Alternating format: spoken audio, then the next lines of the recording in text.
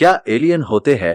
अगर ये बात सच हो जाए कि एलियन होते हैं तो आखिर कहां पर रहते, तो इसका जवाब तो हर किसी के पास नहीं है, लेकिन इस पृथ्वी पर कुछ ऐसे लोग हैं जो इसका जवाब ढूंढते हैं। उन्हीं में से एक महान वैज्ञानिक स्टीफन हॉकिंग है। प्रसिद्ध भौतिक विज्ञानी स्टीफन हॉकिंग इस दुनिया में तो नहीं है, लेकिन आमतौर पर उन्होंने जो बातें कही उनमें से तमाम बातें समय के साथ सच साबित हुई। उन्होंने आगाह किया था कि भविष्य में पृथ्वी पर एलियंस का हमला हो सकता है। प्रसिद्ध भौतिक विज्ञानी और अंतरिक्ष एक्सपर्ट स्टीफन हॉकिंग ने अपने निधन से पहले ये भविष्यवाणी करके सनसनी फैला दी थी कि ब्रह्मांड में हमसे भी उन्नत कोई सभ्यता हो सकती है।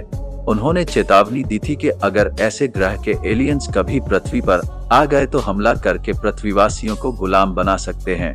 हालांकि बाद में स्टीफन हॉकिंग खुद एलियन से संपर्क साधने के प्रयोगों में लग गए। उन्होंने बड़े बड़े यंत्रों के जरिए अंतरिक्ष में सिग्नल भेजने शुरू किए ताकि अगर ब्रह्मांड में कहीं कोई उन्नत सभ्यता हो तो वो इस सिग्नल को कैच करे और इसका जवाब दे। हॉकिंग ने वर्ष 2010 में पहले एक भाषण में एलियंस के खतरे को लेकर आगाह किया था और फिर वो अपनी documentary series Universe with Stephen Hawking के जरिए ये बात लगातार दोहराते रहे। उनका कहना था कि ब्रह्मांड में बेशक हमसे कहीं ज्यादा उन्नत सभ्यता जरूर होगी, वो लोग विज्ञान से लेकर तकनीक तक में हमसे बहुत आगे हो सकते हैं। अगर कभी उन्होंने पृथ्वी की रुख किया तो यहाँ के निवासियों के प्रति आक्रामक हो सकते हैं। हो सकता है कि तब वो यहाँ हमला करें और पृथ्वी को अपनी कॉलोनी बना लें।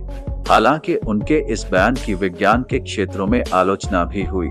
लोगों को लगा कि वो जो भी बोल रहे हैं वो तर्कसंगत नहीं है। ये माना गया कि अगर ब्रह्मांड को किसी ग्रह के लोग वाकई इतने उन्नत होते तो वो अभी तक पृथ्वी की ओर रुख कर चुके होते। पृथ्वी सरीखे दूसरे ग्रह को तलाशने पर जोर दिया। हालांकि बाद में हॉकिंग ने मानवीय जीवन को आगे बढ़ाने के लिए दूसरे अनुकूल ग्रह को तलाशने की जरूरत पर भी बल दिया ताकि पृथ्वी पर जीवन के लिए जरूरी प्राकृतिक संसाधन खत्म होने पर पृथ्वीवासी वहां जाकर बस सकें।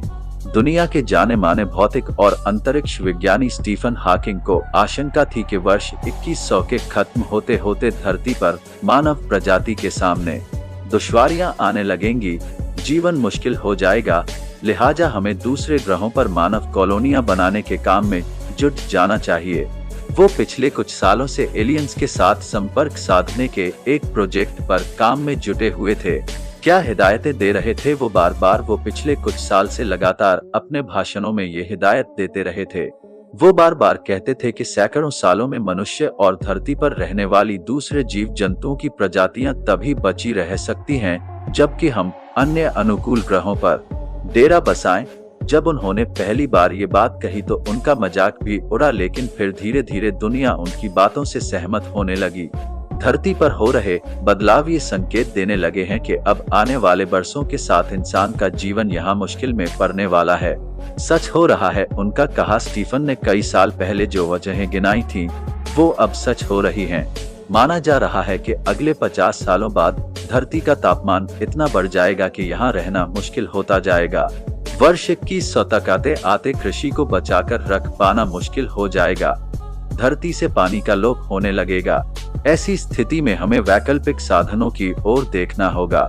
स्टीफन हॉकिंग कहते थे कि भविष्य में मौसम की तब्दीलियों के साथ नाभिकीय युद्ध या उल्का पिंडों की बौछार भी पृथ्वी के जीवन पर प्रतिकूल असर डाल सकती है। ऐसे में मानवीय जिंदगी को बरकरार रखने के लिए वैकल्पिक रास्तों पर चलना ही समय का तकाजा है। वो पिछले कुछ सालों से ऐसे प्रोजेक्ट पर भी काम कर रहे थे जिससे धरती का संपर्क आकाशगंगा या सौरमंडल के अन्य ग्रहों पर रहने वालों से हो सके। इसके लिए कुछ संकेतनुमा फ्रीक्वेंसी उपकरणों के माध्यम से अंतरिक्ष में फेंकी जा रही थीं। हालांकि इसके आलोचक भी हैं जो इसे खतरनाक बताते हैं, आगाह करते हैं कि ऐसा करने से हम एलियंस को आमंत्रित कर खुद आफत बुलाएंगे। इस प्रोजेक्ट के तहत अमेरिका सहित कई जगहों पर बड़ी बड़ी टेलीस्कोप लगाई गई थीं और उनसे सिग्नल भेजे जाते थे। $100 मिलियन के इस प्रोजेक्ट में लगे वैज्ञानिकों ने दावा भी किया था कि उन्होंने बाहरी दुनिया से आ रहे कुछ संकेतों को पकड़ा भी है। स्टीफन ने ऑक्सफोर्ड यूनियन डिबेटिंग सोसाइटी में भाषण में कहा था कि इंसान यूनिवर्स के सबसे छोटे हिस्सों में से एक है, लेकिन फिर भी उसने इसके बारे में अपनी एक समझ विकसित कर ली।